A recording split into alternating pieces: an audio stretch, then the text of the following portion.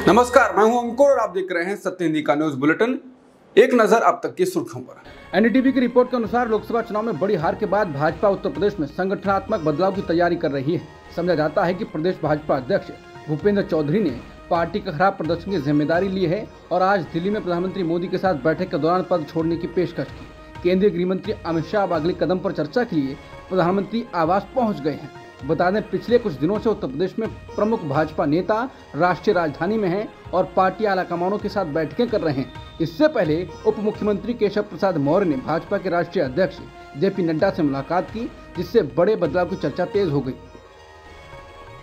Report के अनुसार भाजपा उत्तर प्रदेश में एक ओबीसी नेता को अपना राज्य प्रमुख बनाने की इच्छुक है, क्योंकि वो चुनावी झटके से उबरने और 2027 के राज्य चुनावों की तैयारी कर रही है। मौजूदा प्रदेश अध्यक्ष भूपेंद्र चौधरी मुरादाबाद के एक जाट नेता हैं और उन्हें समुदाय के भीतर भाजपा के खिलाफ नाराजगियों को कम करने के लिए 2022 में भूमिका दी गई थी।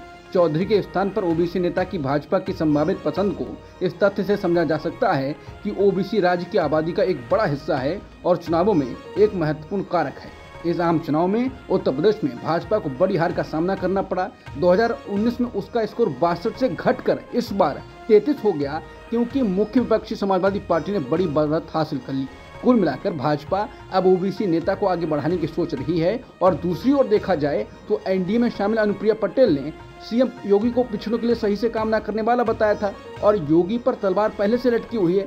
अब देखते हैं कौन बदला जाता है। उत्तर प्रदेश में बीजेपी में काफी टकराव की स्थिति है। संगठन और सरकार के बीच टकराव का संकेत यूपी की डिप्टी सीएम केशव प्रसाद मौर्य ने पार्टी की प्रदेश कार्य समिति की बैठक में दे दिया था। इन सबके बीच आज राजधानी लखनऊ में मुख्यमंत्री योगी आदित्यनाथ ने अपनी कैबिनेट की अहम बैठक बुलाई, जिसमें उन्होंने यूपी के 10 सीटों पर होने वाले विधानसभा उपचुनावों को लेकर एक टीम भी बना दी।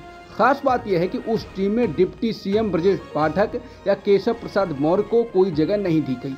दरअसल सीएम योगी आदित्यनाथ द्वारा गठित स्पेशल 30 मंत्रियों की इस टीम को यूपी के 10 सीटों के लिए विधानसभा उपचुनाव के लिए लिहाज से बनाया गया है। खास बात यह है कि सभी मंत्रियों को अलग अलग जिम्मेदारी दी गई है, लेकिन डिप्टी सीएम को किनारे कर दिया गया है। टीम में दोनों डिप्टी सीएम यानी केशव प्रसाद मौर्य और ब्रजेश पाठक को शामिल न करना कयासों को और पुख्ता कर रहा है कि सीएम योगी की कैबिनेट से लेकर यूपी बीजेपी में संगठन स्तर पर कुछ ठीक नहीं चल रहा है। यूपी में लोकसभा चुनाव के बाद तरह तरह की अटकलों के बीच सीएम योगी आदित्यनाथ आज राज्यपाल आनंदीबेन पटेल से मिलने राजभवन पहुंचे। बताया जा रहा है कि सीएम योगी आगामी मानसून सत्र को लेकर राज्यपाल से चर्चा करने पहुंचे। अखिलेश यादव ने उत्तर प्रदेश बीजेपी में हो रहे टकराव को लेकर ट्वीट किया है। उन्होंने कहा है कि दिन पर दिन कमजोर होती भाजपा में टकराव और भटकाव का दौर शुरू हो गया है। भाजपा खेमों में बंट गई है। भाजपा के एक नेता महोदय अपने ही शीर्ष नेतृत्व के दिए नारे को नकार रहे हैं। कोई मुख्यमंत्री जी कह रहे हैं कि बैकफुट पर जाने की जरूरत नहीं है, जो उछलकूद कर रहे हैं वो बैठा दिए जाएंगे। कोई कह रहा है कि संगठन सरकार से बड़ा है, तो कोई सहयोगी दल हार का कारण दिल्ली लखनऊ के नेतृत्व के ऊपर डाल रहा है। कोई वीडियो बनाकर बयान दे रहा है, कोई चिट्ठी लिख रहा है। भाजपा में एक दूसरे को कमतर दिखाने के लिए कठपुतली का खेल खेला जा रहा है। सबकी डोरी अलग अलग हाथों में है। भाजपा में पर्दे के पीछे की लड़ाई सरेआम हो गई है। इंजन ही नहीं, अब तो डिब्बे भी आपस में टकरा रहे हैं। पश्चिम बंगाल में बीजेपी नेता शुभेंदु अधिकारी ने चौंकाने वाला बयान दिया। इसके साथ ही उन्होंने बीजेपी के सबका साथ सबका विकास नारे को भी बदलने की जरूरत बताई। शुभेंदु अधिकारी ने कहा कि हमें सबका साथ सबका विकास की बात करने की जरूरत नहीं है। हम तय करेंगे कि जो हमारे साथ है हम उसके साथ दें। इतना ही नहीं, शुभेंदु ने कहा कि हम जीतेंगे और हिंदू को बचाएंगे। खास बात यह है कि शुभेंदु अधिकारी जिस सबका साथ सबका विकास को बंद करने की बात कर रहे हैं, वो नारा सबसे पहले पीएम मोदी ने दिया था। शुभेंदु अधिकारी ने एक कार्यक्रम में जय श्री राम का नारा लगाते हुए कहा, सबका साथ सबका विकास बंद करो। इतना ही नहीं, उन्होंने अल्पसंख्यक मोर्चे को भी बंद करने की बात कही। पश्चिम बंगाल में विपक्ष के बीजेपी नेता शुभेंदु अधिकारी ने अपने बयान पर अब स्पष्टीकरण जारी किया। शुभेंदु अधिकारी का सबका साथ सबका विकास नारे को बंद कर दो का बयान सोशल मीडिया पर चर्चा में आ गया था। इसके बाद अब उन्होंने कहा है कि मेरे बयान का गलत संदर्भ निकाला गया। मैं ये साफ कर दूं कि जो राष्ट्रवादी हैं और इस देश बंगाल के लिए खड़े हैं, हम उनके साथ हैं। अधिकारी ने कहा कि जो लोग हमारे साथ नहीं हैं, देश और बंगाल के हितों के खिलाफ काम कर रहे हैं, हमें उनका खुलासा करने की जरूरत है। ममता बनर्जी की तरह हमें लोगों को बहुसंख्यक और अल्पसंख्यक में नहीं बांटना चाहिए और सभी को भारतीय के रूप में देखना चाहिए। अधिकारी बोले, मैं प्रधानमंत्री के सबका साथ सबका विकास सबका विश्वास सबका प्रयास के नारे में पूरी तरह से यकीन रखता हूँ। असम के मुख्यमंत्री हिमंत बिस्वा शर्मा ने राज्य में मुसलमानों की आबादी पर अपनी प्रतिक्रिया दी। हिमंत ने बुधवार को कहा, डेमोग्राफी का बदलना मेरे लिए एक बड़ा मुद्दा है। असम में आज मुस्लिमों की आबादी 40% तक पहुंच गई है। बता दें 2011 की जनगणना के मुताबिक असम में मुसलमानों की आबादी 34% से अधिक थी। हालांकि 2011 के बाद जो जनगणना होनी थी वो अब तक नहीं हुई है। हेमंत बोले, 1951 में असम में मुस्लिमों की आबादी केवल 12% थी। हम कई सारे जिलों को खो चुके हैं। असम के मुख्यमंत्री बोले, मेरे लिए यह राजनीतिक मुद्दा नहीं है, मेरे लिए ये जीने और मरने का मुद्दा है। बता दें हेमंत इससे पहले भी मुसलमानों को लेकर बयान देते रहे हैं। हरियाणा सरकार ने अग्निवीरों के लिए कई सरकारी नौकरियों में 10% आरक्षण देने का ऐलान किया। हरियाणा के मुख्यमंत्री नायब सिंह सैनी ने बुधवार को कहा कि प्रधानमंत्री की लागू की गई ये योजना एक लोकहित की योजना है। इस योजना के जरिए आज हमारे पास एक्टिव और स्किल्ड युवा हैं। नौकरियों में आरक्षण पर जानकारी देते हुए सैनी ने कहा कि प्रधानमंत्री ने 14 जून 2022 को ये अग्निपथ योजना लागू की थी। इस योजना के तहत भारतीय सेना में 4 साल के लिए अग्निवीर की तैनाती की जाती है। हमारी सरकार ने हरियाणा में अग्निवीरों को प्रदेश सरकार द्वारा भर्ती किए जाने वाले constable, mining guard, forest guard, jail warden और एसपीओ के पदों पर भी सीधी भर्ती में 10% का आरक्षण दिया जाएगा। आरक्षण के अलावा अग्निवीरों के लिए उम्र की सीमा में भी छूट मिलेगी। सैनी ने कहा कि इन अग्निवीरों को ग्रुप बी और ग्रुप सी में सरकारी पदों के लिए निर्धारित अधिकतम आयु में 3 साल की छूट प्रदान की जाएगी। अग्निवीरों के पहले बैच के मामले में आयु की ये छूट 5 सालों की होगी। नायब सिंह सैनी ने यह ऐलान भी किया कि सरकार ग्रुप सी में सिविल पदों पर सीधी भर्ती में अग्निवीरों के लिए 5% आरक्षण और ग्रुप बी में 1% आरक्षण प्रदान करेगी। अगर अग्निवीर को किसी भी औद्योगिक इकाई में हर महीने 30,000 रुपये से ज़्यादा सैलरी दी जाती है तो हमारी सरकार उस औद्योगिक इकाई को 60,000 रुपये सालाना की सब्सिडी देगी। बता दें इससे पहले बीजेपी की हरियाणा सरकार ने ओबीसी की क्रीमी लेयर की सीमा बढ़ा दी थी। कुल मिलाकर हरियाणा में चुनाव से पहले बीजेपी एक्टिव हो गई है।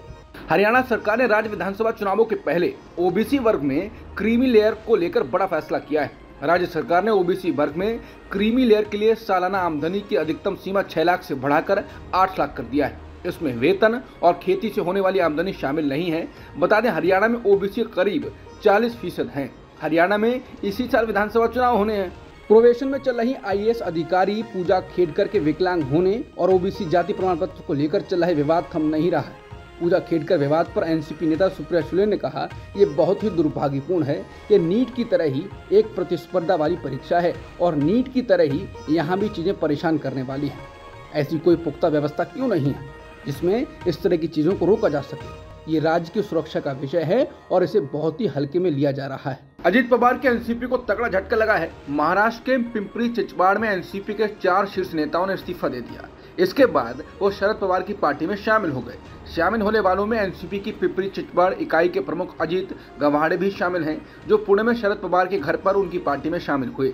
हाल ही में हुए लोकसभा चुनावों में खराब प्रदर्शन के बाद पार्टी को पहला बड़ा झटका लगा है। ये घटनाक्रम महाराष्ट्र विधानसभा चुनाव से कुछ महीने पहले हुआ है और ये चुनाव के मद्देनजर अजीत के लिए बड़ा झटका साबित हो सकता है। अब खबर चल रही है कि महाराष्ट्र के मंत्री और वरिष्ठ एनसीपी नेता छगन भुजबल अजीत पवार का साथ छोड़ सकते हैं। राष्ट्रीय स्वयंसेवक संघ यानी आरएसएस से जुड़ी पत्रकार ने एक बार फिर महाराष्ट्र में बीजेपी को अजीत पवार के साथ गठबंधन करने पर आपत्ति जता दी। आरएसएस से जुड़ी मराठी पत्रकार विवेक में लिखा गया है कि लोकसभा चुनाव में बीजेपी का प्रदर्शन खराब इसलिए रहा क्योंकि इसने अजीत पवार के साथ गठबंधन किया। पत्रिका के मुताबिक इस गठबंधन से बीजेपी कार्यकर्ता असहज महसूस कर रहे थे और बीजेपी की हार का कारण पूछे जाने पर वो सबसे पहले अजीत पवार के साथ गठबंधन को जिम्मेदार ठहराते हैं। राष्ट्रीय स्वयंसेवक संघ यानी आरएसएस से जुड़ी मराठी की साप्ताहिक पत्रिका विवेक में दल बदलुओं को बीजेपी में शामिल कराने पर भी टिप्पणी की गई। आर्टिकल में दावा किया गया है कि बीजेपी एकमात्र पार्टी है जो कार्यकर्ताओं को नेता बनाने के लिए सहज प्रक्रिया का पालन करती है, लेकिन पार्टी कार्यकर्ताओं को अब लगता है कि इस प्रक्रिया को नजरअंदाज किया जाने लगा है। बीजेपी इंपोर्टर बन चुकी है, दाग धोने वाली वॉशिंग मशीन बन गई है। उत्तर प्रदेश के डिप्टी सीएम केशव प्रसाद मौर्य की बीजेपी अध्यक्ष जेपी नड्डा के साथ हुई मुलाकात के बाद सपा प्रमुख अखिलेश यादव ने ट्वीट किया। अखिलेश यादव ने लिखा कि बीजेपी में कुर्सी की लड़ाई की गर्मी में उत्तर प्रदेश में शासन प्रशासन ठंडे बस्ती में चला गया है। अखिलेश के मुताबिक तोड़फोड़ की राजनीति का जो काम बीजेपी दूसरे दलों में करती थी, अब वही काम वो अपने दल के अंदर कर रही है। इसीलिए बीजेपी अंदरूनी झगड़ों के दलदल में धंसती जा रही है। जनता के बारे में सोचने वाला बीजेपी में कोई नहीं है। कर्नाटक कैबिनेट में एक विधेयक को मंजूरी दे दी गई है जिसमें कहा गया है कि उद्योगों, कारखानों और अन्य प्रतिष्ठानों में 50% मैनेजमेंट पोजीशंस पर और 75% नॉन मैनेजमेंट पोजीशंस पर लोकल उम्मीदवारों को नियुक्त किया जाएगा। विधेयक एक स्थानीय उम्मीदवार को ऐसे व्यक्ति के रूप में परिभाषित करता है जो कर्नाटक राज्य में पैदा हुआ हो और जो 15 वर्षों की अवधि के लिए राज्य में अधिवासित हो और जो अच्छे तरीके से कन्नड़ बोलने, पढ़ने और लिखने में सक्षम हो। विकासशील इंसान पार्टी के प्रमुख और बिहार सरकार के पूर्व मंत्री मुकेश सहनी के पिता जीतन सहनी की हत्या के मामले में पुलिस को अहम सुराग मिले हैं। जीतन सहनी की हत्या के मामले में पैसों के लेन देन की बात सामने आ रही है। मिथिला क्षेत्र के डीआईजी बाबूराम ने बताया कि हत्या के मामले की जांच के दौरान पुलिस को एक सीसीटीवी फुटेज मिला है जिसमें 4 लोग जीतन सहनी के घर में घुसते हुए दिख रहे हैं। इसके कुछ देर के बाद चारों घर से बाहर निकलते दिखाई दे रहे हैं। पुलिस का कहना है कि सीसीटीवी फुटेज में दिख रहे सभी लोगों को हिरासत में लेकर पूछताछ की जा रही है। उत्तराखंड के देहरादून में हिंदुत्व भीड़ ने ईसाई प्रार्थना सभा पर हमला किया। हिंदुत्व कार्यकर्ताओं के एक समूह ने घर में घुसकर अंदर मौजूद कम से कम 7 लोगों पर हमला किया। प्रार्थना कक्ष और शयन कक्ष में तोड़फोड़ की, ईसाई धर्म के खिलाफ अपमानजनक टिप्पणी की और उन सभी पर जबरन धर्मांतरण का आरोप लगाया। आरोपियों की पहचान देवेंद्र डोभाल, विजेंद्र थापा, सतिर थापा, संजीव पॉल, सुधीर पॉल, धीरेन्द्र डोभाल, अरमान डोभाल, आर्यमान डोभाल, अनिल हिंदू, भूपेश जोशी और विजेंद्र के रूप में हुई है। कलकत्ता हाईकोर्ट ने ममता बनर्जी और 3 अन्य को 14 अगस्त तक राज्यपाल सीवी आनंद बोस के खिलाफ कोई भी अपमानजनक या गलत बयान देने से रोक दिया है। हाईकोर्ट ने कहा कि अभिव्यक्ति की स्वतंत्रता कोई अनियंत्रित अधिकार नहीं है जिसके तहत अपमानजनक बयान दिए जा सकें। मामले की अब अगली सुनवाई 14 अगस्त को होगी। शराब नीति घोटाले में दिल्ली के मुख्यमंत्री अरविंद केजरीवाल की सीबीआई केस में जमानत याचिका पर बुधवार को हाईकोर्ट में सुनवाई हुई। केजरीवाल की ओर से पेश वकील अभिषेक मनु सिंघवी ने दिल्ली हाईकोर्ट में सीबीआई की गिरफ्तारी पर सवाल उठाया। उन्होंने कहा कि सीबीआई ने पिछले 2 साल में केजरीवाल को गिरफ्तार नहीं किया, लेकिन जब ईडी मामले में उन्हें राहत मिलने वाली थी तब उन्हें गिरफ्तार कर लिया गया। सिंघवी ने कहा केजरीवाल चुने हुए मुख्यमंत्री हैं, वो कोई आतंकी नहीं। अब तक की सुर्खियों में इतना ही। बाकी खबरों के लिए बने रहिए सत्यहिंदी.com के साथ।